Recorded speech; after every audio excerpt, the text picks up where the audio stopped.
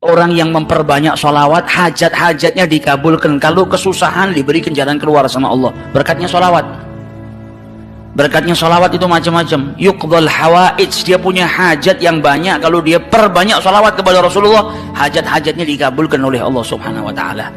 Sehingga dalam hadisnya banyak Nabi mengucap aktsiru, perbanyaklah sholawat. Yang paling dekat dengan kau kelak di hari kiamat adalah yang paling banyak bersolawat saat di dunia.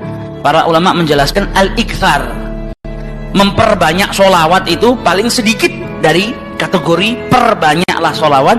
Minimal kau baca 300 kali solawat dalam sehari semalam, jangan kurang, supaya bisa masuk dalam kategori orang yang memperbanyak solawat kepada Rasulullah Shallallahu Alaihi Wasallam. Apalagi di zaman-zaman seperti ini kita sudah harus lebih banyak bersolawat, dan solawat itu zikir. Selalulah kalian bersolawat kepada Nabi Muhammad, karena sesungguhnya solawat kalian kepada Nabi Muhammad tidak akan pernah ditolak oleh Allah dalam kondisi apapun. Amal ibadah manusia yang lain seperti sholat, membaca Al-Quran, haji dan umrah, puasa Ramadan, bainal qabuli wa raddiha, bisa diterima, bisa tidak. Syarat untuk diterimanya sangat susah. Illa salata alal habibi Muhammadi, kecuali solawat kepada Nabi Muhammad. Solawat mau diadakan dalam keadaan nangis diterima, tertawa diterima, khusyuk diterima, bercanda diterima. Ini kehebatan solawat. Kenapa demikian Allah menyikapi solawat tersebut? Karena Allah ingin menunjukkan kepada umat Nabi Muhammad bahwa kalian ini tidak akan pernah mulia dengan apapun. Kalian tidak akan pernah nyampe ke emperan sorga dengan sujud manapun. Kalian tidak akan pernah masuk ke pintu sorga dengan ilmu segudang apapun. Tetapi kalian hanya akan masuk sorga dengan rahmatnya Allah yang dititipkan kepada Sayyidina Muhammad sallallahu alaihi wasallam.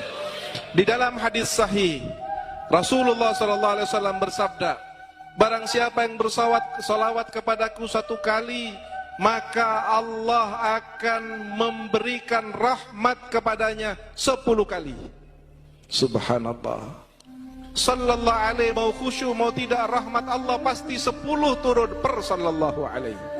Al-Imam Umarul Mukhtar mengatakan, jika seandainya 1 saja rahmat Allah diyakini bisa dipertahankan sampai kita wafat, maka ketahuilah 1 rahmat Allah akan mampu mendatangkan husnul khatimah.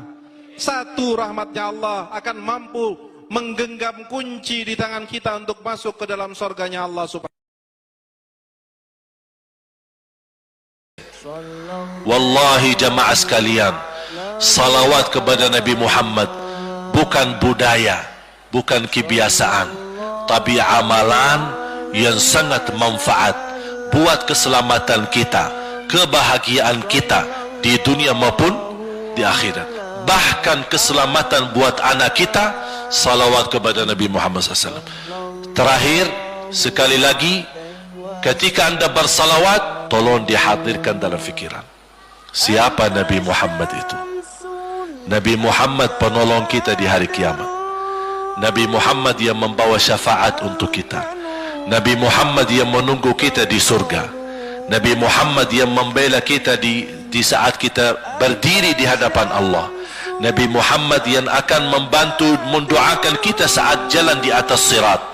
Nabi Muhammad yang mendampingi kita nanti ketika kita minum dari air Al-Kautsar. Nabi Muhammad yang menemani kita masuk ke dalam surga. Nabi Muhammad yang tidak pernah lupa sama kita. Makanya ketika anda bersalawat dan membawa perasaan dan membawa penghayatan ini, insyaallah jemaah sekalian akan terasa, ya Allah, ternyata indahnya salawat kepada Rasul, karena sudah kontak di hati.